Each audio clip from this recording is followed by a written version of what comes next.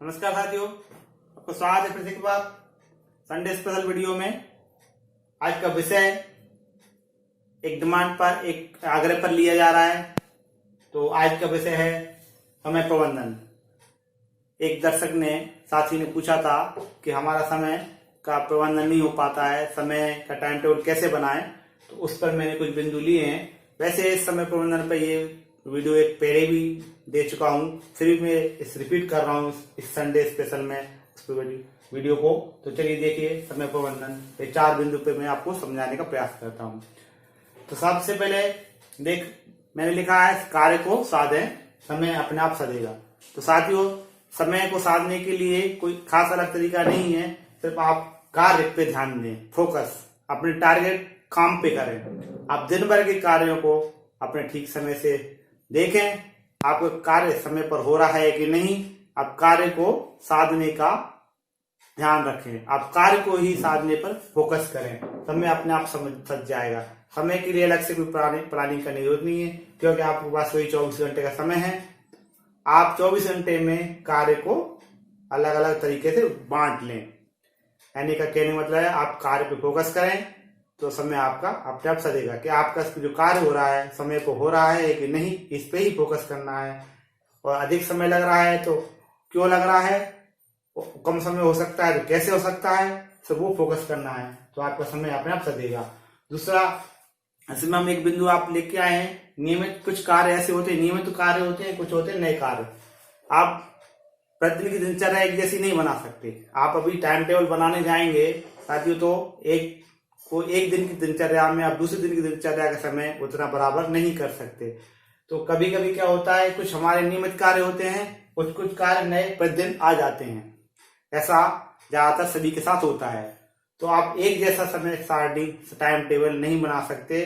तो इसके लिए क्या करना है, आपके नियमित कार्य तो होते ही हैं, और कुछ नए कार्य जो आते हैं प्रतिदिन, उनके लिए, नए कार्यों के लिए 1 से 2 घंटे अलग रखने पड़ेंगे।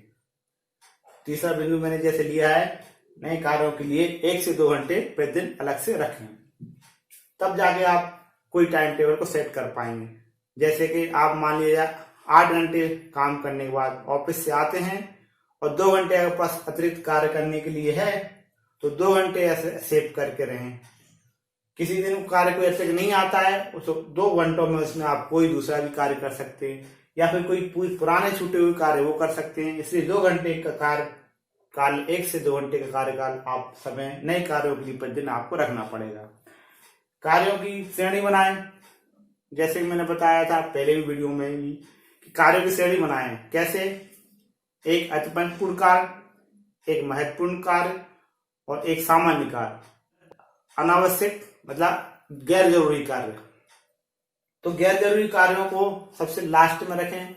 जब आपके पास अति महत्वपूर्ण कार्य नहीं है, महत्वपूर्ण कार्य नहीं है और सामान्य कार्य बहुत कम है, तब आप उस अनावश्यक या जो कोई दूसरे मनोरंजन वाले कार्य हैं या दूसरे कोई कार्य हैं, जैसे हम कहीं खेलने चले गए, किसी दोस्त से मिलने चले गए, किसी के साथ बातचीत करने लग गए या कुछ और काम करने लग गए, ऐसा समय उस समय निकालें जब आपके 3 श्रेणी कार्य आपके उस दिन नहीं हो। कौन कौन से? अति महत्वपूर्ण कार्य नहीं है उस दिन, महत्वपूर्ण कार्य नहीं है, तो सामान्य जो आपके कार्य हैं वो भी पूरे हो चुके हैं, तब जाके आप अनावश्यक जो दूसरे कार्य हैं उनको निकालें। तो ऐसे करके आप कार्य पे फोकस करेंगे, काम करने पर फोकस करें, समय अपने आप सधेगा। तो ये समय टाइम टेबल बनाने का सबसे अच्छा तरीका यही है। सुबह से लेकर शाम तक जितना समय आपके पास है वो उनको काम से डिवाइड करें, ना कि समय से। ये काम हमें करना है, महत्वपूर्ण है, ये काम कम महत्वपूर्ण है, वही काम जरूरी नहीं है, उसको टाला जा सकता, आगे टाला जा सकता है। तो बाकायदा आप जो काम टाला जा सकता है उसको टाल दें, इससे आपके कार्य सध जाएंगे। इसी तरह आप 4 बिंदु टाइम टेबल बना के देखिए, आप हो सकता है इसमें आपको काफी मदद मिलेगी। साथियों, मैं एक बार फिर से दोहरा देता हूं,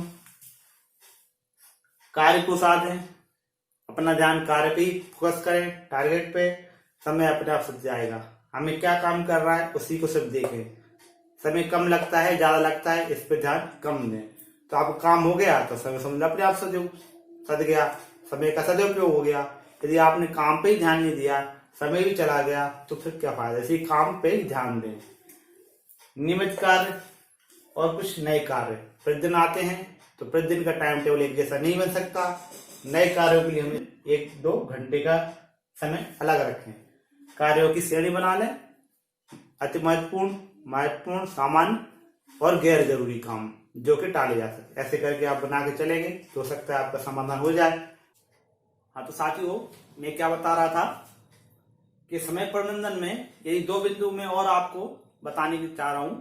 यदि आपकी दिनचर्या कुछ ज्यादा ही अस्त व्यस्त है, ज्यादा ही कुछ आप परेशान हैं डेली रूटीन को सेट करने में, तो आपको इन 2 बिंदुओं पर भी थोड़ा गौर करना पड़ेगा। सबसे पहले सीधा सीधा सूत्र है कि आप सुबह जागने और रात्रि सोने का समय निश्चित कर लें। इससे भी आपको काफी कुछ सहायता मिलेगी अपने समय प्रबंधन में। तो जैसे कि सुबह आप जल्दी उठेंगे और रात को समय पर सोएंगे, यानी कि सुबह का जगने का टाइम फिक्स रहे और रात को सोने का टाइम फिक्स रहे, तो इसके हिसाब से आपके पास क्या रहेगा, आपके पास टोटल घंटे निकल के आ जाएंगे, क्योंकि हमें इतना समय टाइम है, इतना समय हमारे एक दिन निकलता है। तो ये 2 समय आप निर्धारित कर लेंगे, सुबह उठने का और रात को विश्राम में सोने का। तो उसके बाद आपके टोटल आवर्स निकल जाएंगे, फिर आप टाइम टेबल आसानी से बना सकोगे। यदि आपको ज्यादा दिक्कत है तो ये आप करके देखें। दूसरा है दैनिक डायरी बनाएं। आपके कार्य दैनिक अस्त व्यस्त रहते हैं, आगे पीछे रहते हैं, या कोई काम का लोड ज्यादा है, तो आपको दैनिक डायरी बनाना पड़ेगा। मतलब रोज का रूटीन का काम आप सुबह नोट करेंगे, प्रायोरिटी के काम नोट करेंगे, सुबह से शाम तक के लिए काम आपको सुबह करना पड़ेगा। मतलब डायरी में आपको पहले से लिखना पड़ेगा, या तो सुबह लिखे या फिर एक दिन पहले लिख के सोएं। सोने से पहले आप दूसरे दिन का लिख के रख लें। यदि आपके पास काम वर्क लोड ज्यादा है तो आप डायरी जरूर मेंटेन करें। इन 2 बिंदुओं से भी आपका टाइम टेबल दैनिक दिनचर्या वाला बनाने में काफी सहायता मिलेगी। तो साथियों, सीधा सीधा सूत्र है, हम सुबह जल्दी उठें, रात को भी जल्दी से सोएं, तो हमारे पास घंटे ज्यादा रहेंगे। डायरी बनाएंगे तो हर काम का आप समय पहले से निर्धारित कर देंगे, जिससे टाइम टेबल बनाने में दिक्कत नहीं हुई। काम उसी समय में पूरा हो रहा है कि नहीं हो रहा है, ये बाद में आपको देखना है। तो इन 2 बिंदुओं से आपके समय टाइम टेबल बनाने में ज्यादा आसानी होगी। तो आगे देखते रहिए। संडे स्पेशल में आज में इतना ही। अगले संडे स्पेशल में कुछ और नया सब्जेक्ट आपके अनुरोध पर लेके आऊंगा, कोई सुझाव के ऊपर लेके आऊंगा। तो देखते रहिए विचार प्रवाह। बहुत बहुत धन्यवाद, नमस्कार।